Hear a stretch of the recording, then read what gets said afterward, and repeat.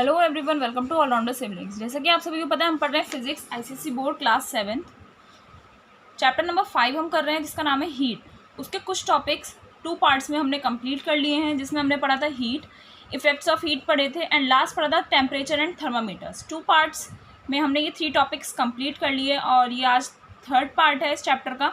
Third part में हम आज पढ़ने वाले हैं चेंज ऑफ स्टेट, जिसमें हम पढ़ेंगे melting, boiling, evaporation, sublimation, condensation and solidification. ये सभी प्रोसेसेस आपने अच्छे से केमिस्ट्री में भी पढ़ रखी हैं, ठीक है। ये चैप्टर नंबर 3 में है, एलिमेंट्स, कंपाउंड्स एंड मिक्सचर्स वाले में, जो केमिस्ट्री का है क्लास 7 का। तो उसमें भी आप देख सकते हैं बहुत आसान है, सिंपल है, आपको जल्दी समझ में आ जाएंगी और आगे के टॉपिक्स भी हम चैप्टर में कवर कर लेंगे। स्टार्ट करते हैं। और ये आज का टॉपिक पढ़ने से पहले आपको फर्स्ट और सेकेंड पार्ट देख कर आना बहुत ज़रूरी है, उसके बिना आपको आगे का समझ में नहीं आएगा, ठीक है। ये सब चीज़ें बेसिक कॉन्सेप्ट, स्टार्टिंग का चैप्टर पढ़ना बहुत ज़रूरी होता है, वो बेसिक कॉन्सेप्ट आपका क्रिएट करता है और वो आपका क्लियर करता है सारे कॉन्सेप्ट्स को। तो जल्दी से वीडियो को लाइक कर दीजिए, शेयर कर दीजिए और सब्सक्राइब करना चैनल को ना भूलें। अपने फ्रेंड्स, क्लासमेट्स सभी के साथ वीडियो शेयर कीजिए, ताकि ज़्यादा से ज़्यादा बच्चों को स्टडीज़ करने में हेल्प हो, ठीक है। चलिए चैप्टर स्टार्ट करते हैं आगे का, जिसका टॉपिक है आज हमारा change of state. Change of state में क्या है, as discussed earlier in this chapter, इस चैप्टर में जो हमने जैसे पहले पढ़ा, डिस्कशन किया था, व्हेन अ बॉडी में सॉलिड हो या लिक्विड हो, इट इज़ हीटेड। जब किसी भी बॉडी को हीट किया जाता है, यानी कि सॉलिड बॉडी हो या लिक्विड बॉडी हो, उसे आप हीट करते हो, इट में undergo a change in its state at a particular temperature. उसमें एक उसकी स्टेट में चेंजेस आते हैं, जैसे सॉलिड है तो वो लिक्विड में कन्वर्ट हो जाता है, लिक्विड है तो गैस में कन्वर्ट हो जाता है। ऐसे बहुत सारी उसकी स्टेट्स में 3 स्टेट्स ऑफ मैटर होती है ना, सॉलिड, लिक्विड, गैस। तो अगर मान लीजिए सॉलिड है तो उसकी स्टेट में चेंज आता है अगर आप उसे हीट करते हो किसी एक पर्टिकुलर टेम्परेचर पर, ठीक है, तभी चेंजेस आते हैं उसमें। दैट इज़ द सॉलिड में चेंज इनटू लिक्विड स्टेट, जो सॉलिड ऑब्जेक्ट होगा वो आपका लिक्विड स्टेट में कन्वर्ट हो सकता है, एंड लिक्विड में चेंज इनटू गैसियस स्टेट, और लिक्विड जो है वो आपका गैसियस स्टेट में चेंज हो सकता है। Similarly if a material body loses heat, ये तो हो गया उसे आपने बॉडी को हीट किया, यानी कि उसे हीट दी, आपने प्रोवाइड करी। अब वो पढ़ेंगे हम कि सिमिलरली ऐसे ही अगर आप किसी मटेरियल बॉडी से, यानी कि गैस है या लिक्विड है, वो हीट को लूज़ कर देती है, यानी कि रिलीज़ कर देती है, इट में चेंजेस इट्स स्टेट, वो भी अपनी स्टेट चेंज करती हैं। मीन्स अ गैस में बिकम लिक्विड, गैस जो है वो आपकी लिक्विड बन सकती है और लिक्विड जो है आपका सॉलिड बन सकता है। The following processes are related to change of state. Change of state में कुछ प्रोसेसेस आती हैं, हम वो आगे पढ़ेंगे इस टॉपिक में। चेंज ऑफ स्टेट यानी कि सॉलिड से अगर लिक्विड होता है तो कौन सी प्रोसेस उसमें काम आती है, या लिक्विड से गैस बनती है तो कौन सी प्रोसेस होती है, वो हम इसमें पढ़ने वाले हैं। तो सबसे पहला इसमें है आपका फ्यूजन और मेल्टिंग। क्या है आपका फ्यूजन बोलिए या फिर मेल्टिंग बोलिए, सेम बात है। This is a process in which a solid changes into a liquid bye absorbing heat energy at a fixed temperature. ये एक ऐसा प्रोसेस है जिसमें एक सॉलिड जो है लिक्विड में चेंज होता है, सॉलिड से लिक्विड कन्वर्जन होता है, स्टेट चेंज होती है। सॉलिड ऑब्जेक्ट लिया है, अगर आपने उसे हीट किया तो लिक्विड में वो कन्वर्ट हो जाता है by absorbing heat energy at a fix temperature. वो हीट एनर्जी को एब्जॉर्ब करता है ऑब्जेक्ट जो होता है किसी भी फिक्स टेम्परेचर पे। For example ice which is in solid state, ice आपकी सॉलिड स्टेट में होती है, it melts on heating and gets converted into water. ये अगर आप आइस को हीट करते हो तो वो मेल्ट हो जाती है और वाटर में, यानी कि लिक्विड स्टेट में कन्वर्ट हो जाती है। तो ये एग्जांपल आप देख सकते हैं, इसी प्रोसेस को हम फ्यूजन या फिर मेल्टिंग बोलते हैं। आइस आपका सॉलिड स्टेट में हो गया, आपने मेल्टिंग करी यानी कि फ्यूजन हो रहा है, ठीक है। अब मेल्टिंग होने पर क्या हुआ, वाटर बन जाता है आपका, यानी कि सॉलिड से लिक्विड बन गया। आगे क्या बोल रहा है, द फिक्स टेम्परेचर और the constant temperature at which a solid changes into a liquid state is called its melting point और फ्यूजन पॉइंट। वो फिक्स टेम्परेचर या फिर कांस्टेंट टेम्परेचर यानी कि सेम टेम्परेचर, वो फिक्स टेम्परेचर या फिर कांस्टेंट टेम्परेचर जिसमें एक सॉलिड लिक्विड स्टेट में कन्वर्ट हो जाता है, जिस टेम्परेचर पर सॉलिड से लिक्विड स्टेट होती है उस पॉइंट को हम बोलते हैं मेल्टिंग पॉइंट बोलिए या फिर फ्यूजन पॉइंट। जिस टेम्परेचर पर एक सॉलिड आपका लिक्विड स्टेट में कन्वर्ट हो जाता है, हम उस पॉइंट को मेल्टिंग पॉइंट या फिर फ्यूजन पॉइंट बोलते हैं। For example ice melts at 0 degree celsius, ice जो है आपकी 0 डिग्री सेल्सियस पर मेल्ट करती है टेम्परेचर पे, तो उसका जो 0 डिग्री सेल्सियस है ये आइस का मेल्टिंग पॉइंट है। क्या है आइस का मेल्टिंग पॉइंट, 0 डिग्री सेल्सियस। तो ये है आपका पहला प्रोसेस जिसमें हमने पढ़ा फ्यूजन बोलते हैं या फिर मेल्टिंग बोलिए, एक ही बात है। नेक्स्ट आगे आता है फ्रीजिंग और सॉलिडिफिकेशन। क्या, फ्रीजिंग और सॉलिडिफिकेशन। सॉलिडिफिकेशन से ही, नाम से ही समझ में आ रहा है कि सॉलिड फॉर्म में कन्वर्ट हो गया, ठीक है, सॉलिड फॉर्म में कन्वर्ट हो रहा है। तो क्या है, दिस इज अ प्रोसेस, ये भी एक ऐसी प्रोसेस है in which a liquid changes into a solid state, जिसमें एक लिक्विड सॉलिड स्टेट में कन्वर्ट होता है, चेंज होता है by release of heat energy at some fix temperature. कैसे होता है, हीट एनर्जी वो रिलीज करता है, यानी कि अगर आपके कोई ऑब्जेक्ट, कोई भी मटेरियल है जो लिक्विड से सॉलिड में कन्वर्ट हो रहा है, यानी कि वो उसका वो रिलीज कर रहा है हीट को क्या कर रहा है, वो रिलीज कर रहा है। और मान लीजिए अगर सॉलिड से लिक्विड हो रहा है तो हीट क्या हो रही है, उसमें एब्जॉर्ब हो रही है। तो सॉलिडिफिकेशन में क्या होगा, आपका हीट रिलीज होगी किसी भी फिक्स टेम्परेचर पे, और जो वो फिक्स टेम्परेचर होगा उस टेम्परेचर को हम बोलते हैं फ्रीजिंग पॉइंट, ठीक है। ऐसा प्रोसेस जिसमें लिक्विड आपका सॉलिड स्टेट में कन्वर्ट हो जाता है, हीट एनर्जी रिलीज करता है किसी भी फिक्स टेम्परेचर पर, उसे हम फ्रीजिंग या फिर सॉलिडिफिकेशन बोलते हैं उस पूरी प्रोसेस को। और वो जो फिक्स टेम्परेचर होता है, जिस टेम्परेचर पे लिक्विड सॉलिड स्टेट में कन्वर्ट होता है, उस पॉइंट को हम बोलते हैं आपका फ्रीजिंग पॉइंट, ओके। एग्जाम्पल में क्या दिया हुआ है, वाटर है, ठीक है। ऐसे टॉपिक्स में ज़्यादातर इसी का एग्जाम्पल चलता है, आइस, वाटर, स्टीम, ठीक है। तो वाटर है आपका लिक्विड स्टेट में हो गया, फ्रीज कर रहे हो आप उसे, सॉलिडिफिकेशन हो रहा है, आइस में कन्वर्ट हो गया, यानी कि सॉलिड फॉर्म में कन्वर्ट हो गया। For example the freezing point of water is 0 degree Celsius. Water का भी फ्रीजिंग पॉइंट क्या है आपका, 0 डिग्री सेल्सियस। अब आप कहोगे मैम दोनों का सेम है, लेकिन प्रोसेस तो अलग है ना। उसमें आप आइस से वाटर कर रहे हो, यानी कि क्या कर रहे हो, आप उसे मेल्ट कर रहे हो। फ्रीजिंग में क्या कर रहे हो, आप लिक्विड से आइस कर रहे हो, वाटर से आइस कर रहे हो ना, तो अलग अलग हो गया। तो इसका ये फ्रीजिंग पॉइंट होता है वाटर का। Freezing point of water 0 degree Celsius and melting point of ice is 0 degree Celsius. It may be noted that freezing is the reverse process of melting, and numerical value of freezing point of a substance is same as its melting point. क्या बोल रहा है note करने के लिए कि freezing आपकी reverse process होती है मेल्टिंग की। मेल्टिंग पिघलाना और फ्रीजिंग में जमाना, तो अब रिवर्स प्रोसेस हो गई ना, अपोजिट्स हो गए। एंड न्यूमेरिकल वैल्यू जो है freezing point of substance is same as melting point. Freezing point और मेल्टिंग पॉइंट की जो न्यूमेरिकल वैल्यू है वो सेम है आपकी, समझ में आया। आगे क्या बोल रहा है, for example freezing point of water, ये बोल रहा है कि फ्रीजिंग पॉइंट जो है वाटर का वो 0 डिग्री सेल्सियस है, और मेल्टिंग पॉइंट ऑफ आइस भी आपका 0 डिग्री सेल्सियस है, ठीक है। दोनों कॉन्सेप्ट्स अलग हो गए, फ्यूजन अलग है और आपका सॉलिडिफिकेशन अलग है। अब इसके बाद नेक्स्ट पॉइंट आता है आपका, नेक्स्ट प्रोसेस कौन सी है, चेंज ऑफ स्टेट में। ये चेंज ऑफ स्टेट ही तो चल रही है। पहले क्या हुआ, सॉलिड से आपने लिक्विड किया, फिर लिक्विड से सॉलिड किया। अब आप क्या करेंगे, वेपोराइजेशन या फिर बॉइलिंग। क्या करेंगे, वेपोराइजेशन या फिर बॉइलिंग। बॉइलिंग से ही समझ में आ रहा है कि आप बॉइल करेंगे।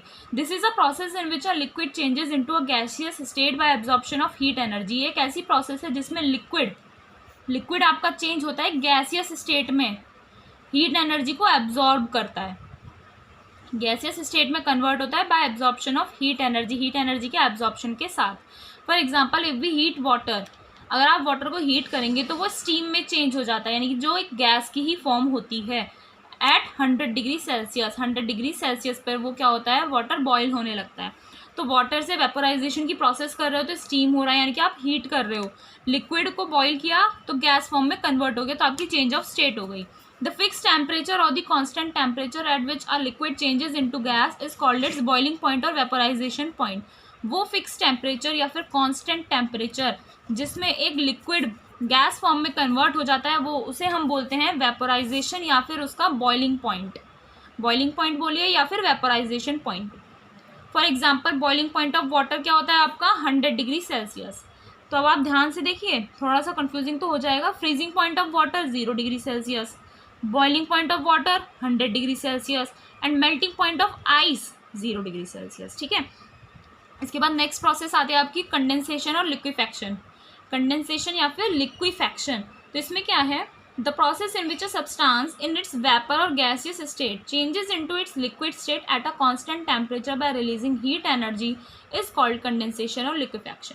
क्या बोल रहा है, वो प्रोसेस जिसमें एक सब्सटेंस, कैसा सब्सटेंस जो वेपर फॉर्म में या फिर गैसियस फॉर्म में है, अपनी गैस की फॉर्म में है, वो लिक्विड स्टेट में कन्वर्ट हो जाता है किसी भी फिक्स टेम्परेचर पे, कांस्टेंट टेम्परेचर पर हीट एनर्जी को रिलीज करते हुए, उसे हम बोलते हैं कंडेंसेशन या फिर लिक्विफैक्शन। लिक्विफैक्शन है कि लिक्विड फॉर्म में कन्वर्ट कर रहा है, नाम से ही आपको याद रखना पड़ेगा। लिक्विड फॉर्म में कन्वर्ट हो रहा है, कंडेंस हो रहा है वो चीज़, ठीक है। जैसे एग्जाम्पल में क्या दिया हुआ है, स्टीम। स्टीम भी तो वाटर की ही फॉर्म है, तो steam changes to water on cooling at 100 degree celsius. Steam जो है वाटर फॉर्म में कन्वर्ट हो जाती है जब आप उसे कूल करते हो 100 डिग्री सेल्सियस पे। स्टीम कैसे बनती है, आपने वाटर लिया एक पैन में और उसे आपने गर्म करने के लिए रख दिया। पहले तो वो ल्यूक वार्म होगा, यानी कि गुनगुना गर्म होगा, ठीक है। फिर धीरे धीरे उसका जैसे जैसे टेम्परेचर बढ़ता जाएगा तो वो और तेज़ गर्म होने लगेगा और एक पॉइंट आपका बॉइलिंग पॉइंट आ जाएगा कुछ टाइम में। फिर क्या होगा, जब उसमें स्टीम बनने लगती है, भाप बनती है ना, भाप, तो स्टीम बनेगी, आप उस पर को कवर कर दीजिए तो क्या होगा, वो कंडेंस हो जाएगा। जो उसकी भाप होगी ना वो प्लेट पर जिससे भी आप कवर करोगे उस पर स्टिक हो जाएगी। फिर जब वो ठंडी हो जाएगी, कूल होने पर वो क्या हो जाएगी, उसी में वापस गिर जाएगी, उसी पैन में। तो वो क्या हो जाएगा, आपका कंडेंसेशन की प्रोसेस हो जाएगी। The constant temperature at which a material in vapour state changes into liquid state is called condensation point of the material. वो constant temperature at which a material, जिसमें एक मटेरियल जो उसकी वेपर स्टेट में है यानी कि गैस स्टेट में है, वो लिक्विड स्टेट में कन्वर्ट हो जाती है, उस पॉइंट को हम कंडेंसेशन पॉइंट बोलते हैं उस मटेरियल का। For example, condensation point of steam is 100 degree celsius. Steam का कंडेंसेशन पॉइंट क्या है आपका, 100 डिग्री सेल्सियस है। As it changes into water at 100 degree celsius, क्योंकि वो वाटर फॉर्म में कन्वर्ट होता है उसके 100 डिग्री सेल्सियस के टेम्परेचर पे। It is again to be noted that numerical value of boiling point of a substances in liquid state is same as its condensation point in gaseous state. फिर से अब आपको ये ध्यान रखना पड़ेगा कि बॉइलिंग पॉइंट अगर लिक्विड स्टेट में तो उसका बॉइलिंग पॉइंट और condensation point in gaseous state, उन दोनों की भी न्यूमेरिकल वैल्यू सेम है, दैट मीन्स 100 डिग्री सेल्सियस। देखा ना, कंडेंसेशन पॉइंट मटेरियल का 100 डिग्री सेल्सियस हो गया और बॉइलिंग पॉइंट भी 100 डिग्री सेल्सियस हो गया, ठीक है। और melting point and freezing point ये दोनों 0 डिग्री सेल्सियस होते हैं। तो ये आपको लर्न करने पड़ेंगे, सिंपल है, नाम से ही सब समझ में आ रहे हैं। नेक्स्ट प्रोसेस है इसके आगे आपकी सब्लिमेशन।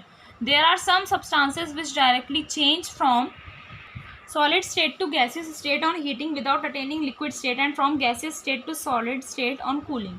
क्या बोल रहा है, कुछ ऐसे सब्सटेंसेस होते हैं जो चेंज हो जाते हैं। कैसे चेंज होते हैं, सॉलिड से डायरेक्टली गैसियस स्टेट में आते हैं।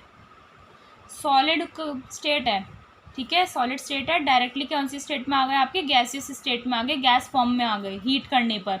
उसमें लिक्विड स्टेट नहीं बनती है, डायरेक्ट होता है ये काम, ठीक है। और गैसियस स्टेट से सॉलिड स्टेट बन जाती है कूल करने पर, यानी कि आप हीट करोगे तो सॉलिड टू गैस होगा और अगर आप कूल करोगे तो गैस टू सॉलिड होगा। लेकिन बीच वाली फॉर्म उसमें नहीं आती, यानी कि लिक्विड स्टेट जो बची उनमें कन्वर्जन के टाइम पर डायरेक्ट काम होता है, ये लिक्विड स्टेट नहीं आती है दोनों टाइम में, कूलिंग के टाइम पर भी और हीटिंग के टाइम पर भी। तो वो आपकी प्रोसेस कहलाती है sublimation. Such substances in their solid state, जो सब्सटेंसेज उनकी सॉलिड स्टेट में होते हैं उन्हें हम सब्लिमेट्स बोलते हैं। जो सब्सटेंसेज उनकी सॉलिड स्टेट्स में होते हैं उन्हें हम क्या बोलते हैं, सब्लिमेट्स। और जो उनकी गैसियस स्टेट में होते हैं उन्हें हम बोलते हैं सब्लाइम्स। ये याद रखना, सॉलिड स्टेट में होंगे अगर सब्सटेंसेज तो उन्हें हम बोलेंगे सब्लिमेट्स, और गैसियस स्टेट में होंगे तो sublimes. Examples of such substances are camphor, dry ice जिसे आप कार्बन डाइऑक्साइड भी बोलते हैं, iodine and ammonium chloride etcetera. इसके एग्जाम्पल्स क्या हैं ऐसे सब्सटेंसेज के, कैम्फर, कैम्फर कपूर जो होती है हमारे घर में, ठीक है, dry ice, iodine, ammonium chloride. The constant temperature at which a substance undergoes sublimation is called sublimation point of that substance. वो कांस्टेंट टेम्परेचर, वो फिक्स टेम्परेचर जिस पे एक सब्सटेंस जो है सब्लिमेशन की प्रोसेस के अंडरगो होता है, यानी कि सब्लिमेशन प्रोसेस होती है उस सब्सटेंस में, तो उस पॉइंट को हम बोलते हैं sublimation point of that substance. इसका एग्जांपल दिया हुआ है आपको, ड्राई आइस है यानी कि सॉलिड फॉर्म में हो गई, सॉलिड फॉर्म में यानी सब्लिमेट है, ये क्या है, ये आपका सब्लिमेट सॉलिड फॉर्म में होता है अगर, तो आपको क्या कहना है, सब्लिमेट। और सब्लिमेशन की प्रोसेस हुई तो कार्बन डाइऑक्साइड हुई जो बन गया गैस, तो इस गैस को हम क्या बोलते हैं, सब्लाइम। सब्लाइम बन गया ना, ये समझ में आया। नेक्स्ट प्रोसेस है इसके बाद इवेपोरेशन, ये लास्ट प्रोसेस है इस टॉपिक की, चेंज ऑफ स्टेट की, ठीक है। इवेपोरेशन में क्या होता है आपका, this is a process in which a substance changes from its liquid state to gaseous state at any temperature below its boiling point.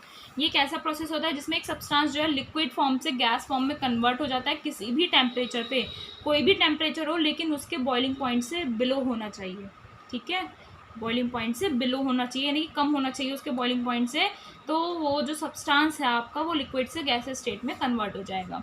इसमें कोई फिक्स टेम्परेचर नहीं होता है इवेपोरेशन में। You must have notice that if you leave some water in a saucer and place it under the sun, अगर आप किसी saucer में यानी कि किसी प्लेट में या बाउल में आप थोड़ा सा वाटर छोड़ दीजिए और उसे आप सूरज के नीचे रख दीजिए, यानी कि धूप में रख दीजिए।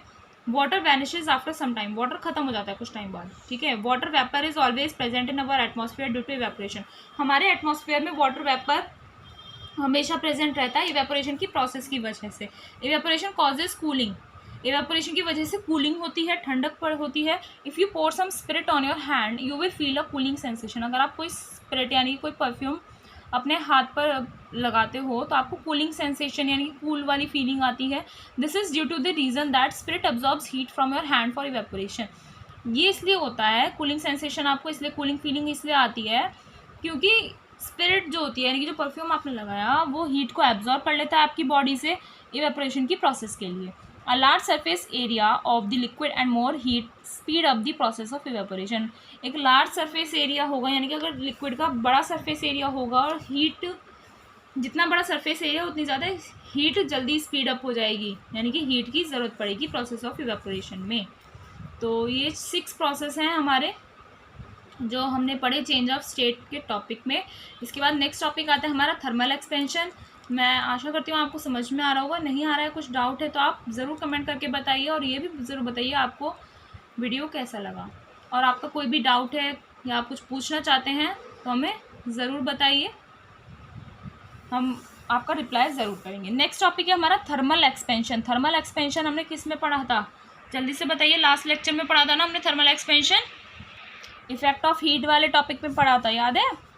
नहीं याद है तो जल्दी से पहले वो वाली वीडियो देख कर आइए, सेकेंड पार्ट में है। Most of the substances in solid liquid और gas state experience increase in their volume when heated. Most of the जो सब्सटेंसेज होते हैं सॉलिड हो लिक्विड हो या गैसियस स्टेट में हो, उनमें कुछ वॉल्यूम का इंक्रीज होता है जब आप उन्हें उन सब्सटेंसेज को हीट करते हो, तो उन्हें ऐसा हो लगता है हमें कि वॉल्यूम उनका इंक्रीज हो गया है। This expansion in their size और volume is known as thermal expansion. ये जो एक्सपेंशन होता है उनके साइज या वॉल्यूम में, इसे ही हम थर्मल एक्सपेंशन बोलते हैं।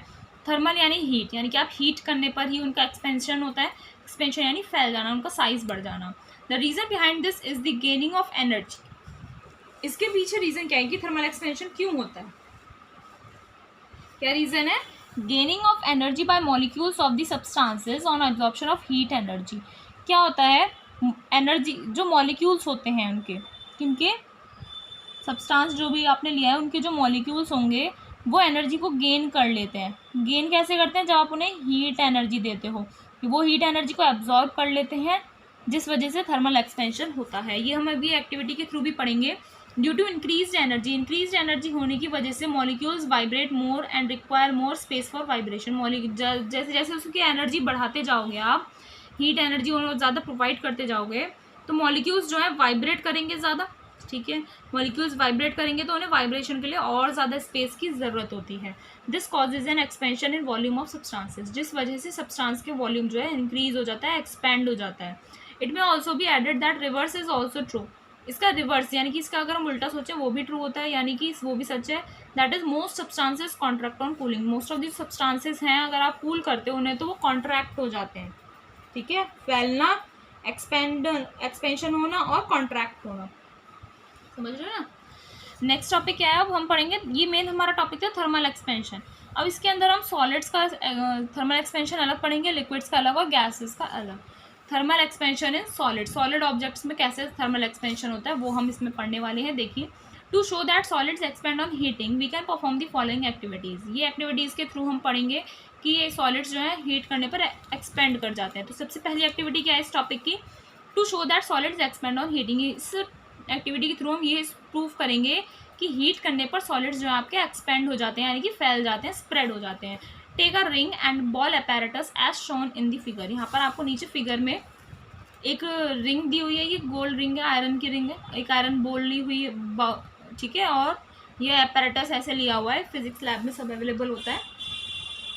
The size of the diameter of the ring, ring का जो डायमीटर है is such that the ball just passes through this ring. वो इतना होना चाहिए कि बॉल जो है वो रिंग से बस पास हो पाए, यानी कि अगर इतनी रिंग है तो बॉल का साइज भी बस इतना ही होना चाहिए कि इसमें से पास हो जाए, ना तो ज़्यादा छोटी हो बॉल और ना ही ज़्यादा बड़ी हो। समझ में आया? तो बॉल का और उसका रिंग का साइज ऐसा होना चाहिए। Now heat the ball on a Bunsen burner. यहाँ पर आप बंसन बर्नर देख रहे हैं, इस पर आपको हीट करना है, तो हीट हो रहा है यहाँ पर, क्या होगा आगे, and C if it passes through the ring. जब आपने हीट करी 2 मिनट्स के लिए तो उसके बाद क्या होगा, आप ये देखिए कि रिंग में से वो बॉल पास हो रही है या नहीं हो रही है। बॉल आपने हीट करी, थोड़ी सी बॉल को नीचे करिए और रिंग में से पास करने की कोशिश करिए, रिंग में से पास करने की कोशिश करिए। यू विल फाइंड दैट, आप क्या देखेंगे कि hot ball does not pass through the ring, showing that it has increase in size, that is its volume has increase. आप ये देखेंगे कि जो हॉट बॉल है, आपने जब गर्म करा उस बॉल को तो वो रिंग से पास नहीं हो रही है। तो इसका मीनिंग क्या हो गया कि उसका साइज इंक्रीज हो गया, साइज इंक्रीज हो गया, दैट मीन्स उसका वॉल्यूम इंक्रीज हो गया हीट करने पर। अगर आप कूलिंग करोगे, अगर आप बॉल को कूल करने होने देंगे तो बॉल का ओरिजिनल साइज वापस आ जाएगा, ठीक है, और वो फिर से रिंग में से पास हो जाएगी, which shows that thermal expansion in solids. ये पूरी एक्टिविटी आपको क्या दिखाती है कि थर्मल एक्सपेंड होते हैं सॉलिड्स का थर्मल एक्सपेंशन। ये जो पूरा एक्सपेरिमेंट जो हमने देखा इसे हम बोलते हैं Graves and ring and ball experiment. Graves and ring and ball experiment है ये आपका, ठीक है। यहाँ पर हीट के टाइम पर और ये कूल करने के टाइम पर है। हीट करने के टाइम पर ये आपके रिंग में, मतलब आपने बॉल को हीट किया, हीट करने के बाद आप इस रिंग में डालकर देखने की कोशिश करेंगे तो बॉल नहीं आ पाएगी, जबकि आप कूल कर देंगे जब आप बॉल को तो इसमें आराम से आ जाएगी। तो ये फर्स्ट एक्टिविटी है जिसमें हमने प्रूव किया कि थर्मल एक्सपेंशन होता है सॉलिड्स में हीट करने पर। नेक्स्ट एक्टिविटी करेंगे टू, जिसमें हमें क्या प्रूफ करना है, to verify the heat effects. Heat effects जो हमने पढ़े थे उन्हें हम वेरीफाई करेंगे। Take 2 blocks of wood and place an iron rod over them as shown in the figure. जैसे आपको फिगर में दिखाया हुआ है ऐसे ही आपको 2 ब्लॉक्स लेने हैं वुड के और उस पर एक आयरन रॉड रखनी है। ऐसे 2 ब्लॉक्स है और उस पर आपने एक आयरन रॉड रख दी। क्या करना है आपको, fix one end of this rod firmly on the block. इस एक एंड जो है रॉड का ब्लॉक पर उसे फिक्स कर दीजिए, जोड़ दीजिए थोड़ी देर के लिए। फिर आपको क्या करना है, place a pencil under this rod on the free end of the rod on the wooden block. Wooden block पे आपने एक एंड तो आपका रॉड का आपने फिक्स कर दिया, दूसरा जो फ्री एंड है उस पर आप पेंसिल उसके रॉड के नीचे रख दीजिए। Make a pointer and stick this to the edge of the pencil. आपको अब क्या करना है, एक पॉइंटर लीजिए, ठीक है, एक पॉइंटर बनाइए और उसे पेंसिल के एज पर स्टिक कर दीजिए, चिपका दीजिए। Now heat the rod in the centre with the Bunsen burner. Centre में जो गैप है वहाँ पर आप बंसन बर्नर रख के रॉड को हीट कीजिए।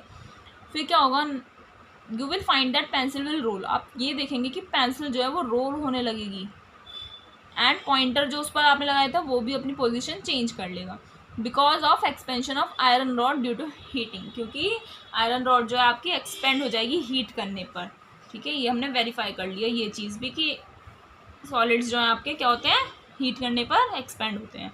आगे बोल रहे हैं, different substances of identical shape and size expand by different amount on supplying same amount of heat energy. Different substances जिनकी सेम शेप है और सेम ही साइज है वो एक्सपेंड करते हैं डिफरेंट अमाउंट ऑफ एनर्जी पर। यानी कि मान लीजिए डिफरेंट सब्सटेंसेस हैं जिनकी शेप और साइज तो सेम है, वो भी एक्सपेंड करते हैं, लेकिन उनमें जो एक्सपेंशन होता है, जो हम हीट एनर्जी प्रोवाइड करते हैं वो डिफरेंट अमाउंट के अकॉर्डिंग वो क्या करते हैं, एक्सपेंड करते हैं। This depends upon the nature of the material. यानी कि अलग अलग मटेरियल को एक्सपेंड करने के लिए, अगर सॉलिड मटेरियल्स हैं तरह तरह के, तो उन्हें एक्सपेंड करने के लिए अलग अलग अमाउंट ऑफ हीट एनर्जी चाहिए होता है। वो सब चीज़ किस पे डिपेंड करता है कि मटेरियल का नेचर कैसा है। For example brass expands more than iron. Iron और ब्रास अगर हम लें तो ब्रास ज़्यादा एक्सपेंड करता है आयरन से, and aluminium expends more then steel. और एल्यूमिनियम जो है आपका स्टील से ज़्यादा एक्सपेंड करता है। तो अलग अलग मटेरियल को अलग अलग अमाउंट ऑफ एनर्जी चाहिए होता है। सब चीज़ें डिपेंड करती हैं कि मटेरियल का नेचर कैसा है।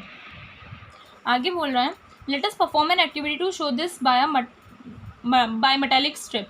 ये हम एक एक्टिविटी और करेंगे जिसमें हम ये चीज़ देखेंगे कि डिफरेंट अमाउंट कैसे चाहिए होता है डिफरेंट सब्सटेंसेस को, एक बायोमेटालिक स्ट्रिप लेकर। अब ये बायोमेटालिक स्ट्रिप क्या होती है, it is made from 2 thin strips of different metals which expand by different amounts on heating. Bimetallic strip यानी कि 2 मेटल की स्ट्रिप होती है, ठीक है, 2 पतली पतली स्ट्रिप्स की एक मेटल बनाए, 2 डिफरेंट सब्सटेंसेस की, 2 डिफरेंट मेटल्स की एक स्ट्रिप बनाई जाती है जो एक्सपेंड करती है by different amounts on heating. Heat करने पर डिफरेंट अमाउंट्स पर हीट वो क्या करती है, एक्सपेंड करते हैं। Often brass and iron strip are selected for it. और ज़्यादातर ब्रास और आयरन लिया जाता है इनके लिए। The two strips are welded और रिवेटेड फर्मली, दोनों स्ट्रिप्स जो ली जाती हैं उन्हें वेल्डेड कर दिया जाता है, यानी कि एक बना दी जाती है पूरी बड़ी स्ट्रिप। अब देखिए एक्टिविटी के थ्रू देखते हैं हम। Take an iron and brass bimetallic strip, एक बाई मेटेलिक स्ट्रिप लेंगे जिसमें आयरन और ब्रास होगी, ठीक है, दोनों की। Heat the strip on a Bunsen flame for some time, strip को हम बंसन फ्लेम पर कुछ देर के लिए क्या करेंगे, हीट करेंगे। यहाँ पर ये आपको बाई मेटेलिक स्ट्रिप दिखाई हुई है रूम टेम्परेचर पर। You will observe that brass expands more on heating, आप ये देखेंगे कि ब्रास जो है ज़्यादा एक्सपेंड करेगा हीट करने पर। ड्यू टू दिस, इसकी वजह से the strip acquires the shape of an arc with brass on its outside, इसकी वजह से जो स्ट्रिप है उसमें एक आर्क की शेप आ जाती है, ठीक है, और ब्रास जो है वो बाहर की तरफ आ जाता है। Which shows that different metals expand by different amount on heating, ये चीज़ हमें ये दिखाती है कि डिफरेंट मेटल्स जो हैं हीट करने पर डिफरेंट अमाउंट की वजह से क्या करते हैं, एक्सपेंड करते हैं। जैसे ये है आपकी बायोमेटेलिक स्ट्रिप, ये आयरन है ब्लू एरिया और ब्राउन वाला ब्रास है। ये रूम टेम्परेचर पर है, आपने हीट किया बंसन बर्नर पर, तो क्या हुआ, हीट करने पर ये इसने आग की शेप ले ली थोड़ी सी, ठीक है, और ब्रास का जो एरिया था वो आपका बाहर की तरफ आया, यानी कि डिफरेंट डिफरेंट अमाउंट्स पर हीट करने पर क्या करते हैं, ये एक्सपेंड कर जाते हैं। ये भी हमने एक्टिविटी कर ली। इसके बाद आगे का टॉपिक आता है हमारा applications of thermal expansion of solids. अब हम सॉलिड्स का जो थर्मल एक्सपेंशन होता है वो भी डेली लाइफ में कहीं कहीं जगह पर अप्लाई किए जाते हैं, हम वो पढ़ने वाले हैं। Expansion of solids is useful to us in many ways in day to day life applications. Solids का जो एक्सपेंशन होता है वो हमारे लिए यूज़फुल होता है, बहुत सारे तरीक़ों से हमारी डेली लाइफ में भी काम आता है। However in some cases it may be troublesome also, लेकिन कई बार ऐसा भी होता है कि कुछ केसेस में ये ट्रबलसम हो जाता है, यानी कि ट्रबल क्रिएट करता है, परेशानियाँ हो जाती हैं इससे। We give below some applications of thermal expansion of solids. Applications of thermal expansion of solids के कुछ एग्जांपल्स आपको नीचे दिए हुए हैं। सबसे पहला क्या दिया हुआ है, the railway tracks are made by joining several lengths of steel called rails. Railway tracks जो बनाए जाते हैं, ठीक है, बहुत सारी स्टील की सेवरल लेंथ्स जॉइन करके बनाए जाते हैं जिन्हें हम बोलते हैं rails. The rail pieces are joined by nuts and bolts with the help of a fish plates as shown. जो रेल पीसेज बनाए जॉइन किए जाते हैं वो नट बोल्ट के द्वारा जॉइन किए जाते हैं और एक फिश प्लेट के साथ, ठीक है, जैसा आपको यहाँ पर दिखाया हुआ है। ये स्टील की वो हो गई रेल्स, ठीक है, सेवरल लेंथ्स होती हैं, ठीक है, इन्हें जॉइन कैसे किया जाता है, नट बोल्ट और ये फिश प्लेट होती है, जो छोटा रेक्टेंगल है ना, इन्हें फिश प्लेट बोलते हैं, इनके द्वारा इन्हें जॉइन किया जाता है। और इनके बीच में आप गैप देख रहे हैं ना, यहाँ पर ये गैप है, तो क्यों होता है ये गैप, अभी हम आगे पढ़ेंगे। Some gap is always left between the two rails to allow for their expansion during summers when temperature rises. इनके बीच में कुछ गैप इसलिए छोड़ा जाता है दोनों रेल्स के बीच में, ताकि एक्सपेंशन के लिए, ताकि जब सब गर्मी हो और जब टेम्परेचर बढ़े तो एक्सपेंशन हो जाए और कोई दिक्कत ना हो। If the gap is not left, अगर गैप नहीं छोड़ेंगे तो rails will expand in length, rails जो हैं वो लेंथ में बढ़ जाएंगी, बाहर की तरफ बेंड हो जाएंगी या अंदर की तरफ बेंड हो जाएंगी, जिससे डीरेलमेंट या फिर एक्सीडेंट हो सकता है, यानी कि ट्रेन जो है पटरी पर से उतर सकती है। Due to expansion the gaps between two rails become smaller and in winter the gap is more. Expansion की वजह से गर्मियों में क्या होता है, गैप जो होता है दो रेल के बीच में वो कम हो जाता है और सर्दियों में क्या हो जाता है, ज़्यादा हो जाता है। तो ये एप्लीकेशन है थर्मल एक्सपेंशन की। नेक्स्ट क्या और क्या दिया हुआ है, you must have seen the wheels of bullock carts और हॉर्स ड्राइवन कार्ट्स। आपने बुलॉक कार्ट के व्हील्स या फिर हॉर्स ड्राइवन कार्ट्स जो होते हैं, यानी कि घोड़ा गाड़ी वगैरह जो होती हैं, इनके व्हील्स देखे होंगे। They are made of wood with an iron rim over them. ये लकड़ी के बने होते हैं और उनके ऊपर आयरन की रिम होती है, यानी कि आयरन की रिंग होती है। The iron rim is made a little smaller than the wooden wheel. Iron rim को थोड़ा सा वुडन व्हील से थोड़ा सा छोटा बनाया जाता है। क्यों बनाया जाता है, to fit the rim it is heated on fire. Rim को फिट करने के लिए उसे फायर पर हीट किया जाता है। The heating expands the rim. Heating करने पर क्या होता है, रिम को रिम एक्सपेंड हो जाती है, which is then fitted on to the wooden wheel. और उसके बाद वो जब हीट हो जाती है, एक्सपेंड हो जाती है, तो उसे वुडन व्हील पर क्या कर दिया जाता है, फिट कर दिया जाता है। And on cooling it fits the wooden wheel. और जब ये रिम ठंडी हो जाती है तो ये पूरी फिटिंग की आ जाती है इसमें, किसमें, वुडन व्हील पर। नेक्स्ट क्या दिया हुआ है, इन फैक्ट्रीज हॉट वाटर और अदर हॉट लिक्विड्स। फैक्ट्रीज़ में जो गर्म पानी या फिर दूसरा जो गर्म लिक्विड होता है, they are transported through metallic pipes. उन्हें मेटेलिक पाइप से ट्रांसपोर्ट किया जाता है। These metal pipes are provided with loops to allow for expansion due to hot liquids running in them. ये जो मेटल पाइप्स होते हैं इनमें लूप्स आते हैं, ठीक है, इनमें लूप्स होते हैं जिससे एक्सपेंशन में उन्हें हेल्प मिले।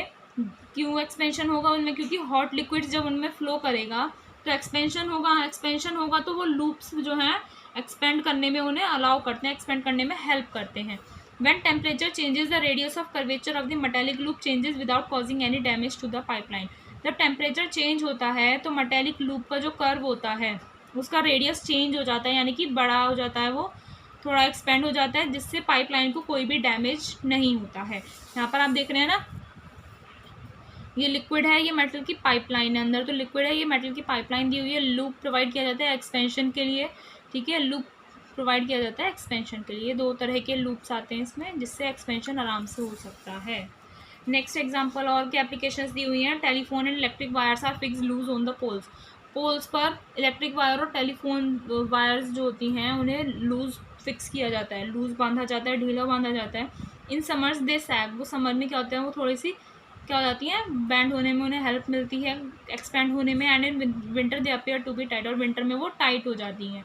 If they are not loose, अगर हम उन्हें ढीला नहीं छोड़ेंगे तो विंटर्स में क्या होगा, वायर जो है कॉन्ट्रैक्ट हो जाएंगी, ठीक है, सिकुड़ जाएंगी और ब्रेक हो जाएंगी। और क्या एप्लीकेशंस दी हुई हैं। मेकिंग ब्रिजेस बनाने में one end is kept fixed while the other end is made to rest on rollers.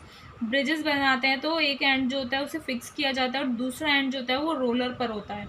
This is done to allow for expansion in the summers, ये भी एक्सपेंशन के लिए ही होता है गर्मियों में।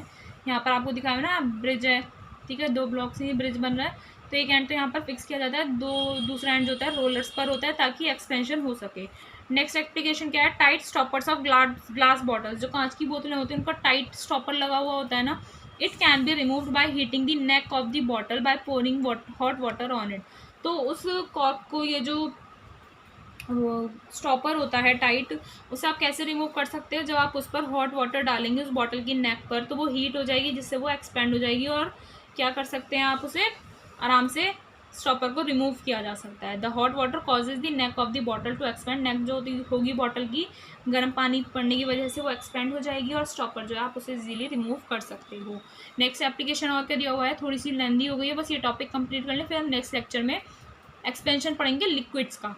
An automatic fire alarm uses the principle of expansion of solids on heating. Automatic fire alarms लगे रहते हैं तो उसमें भी एक्सपेंशन ऑफ सॉलिड्स होता है। हीट करने पर क्या होता है, when a fire occurs in a premises, यानी कि किसी भी एरिया में अगर आग लग जाती है तो bimetallic strip expands due to heating. एक बायोमेटालिक स्ट्रिप होती है उसके अंदर, फायर अलार्म के अंदर, तो वो हीट होने पर एक्सपेंड हो जाती है and completes the electric circuit. और जो पूरा इलेक्ट्रिक सर्किट बना हुआ होता है वो उसे पूरा कर देती है, जिस वजह से अलार्म बेल जो होती है वो बजने लग जाती है। तो ये कुछ एप्लीकेशंस दी हुई थी थर्मल एक्सपेंशन इन सॉलिड्स की।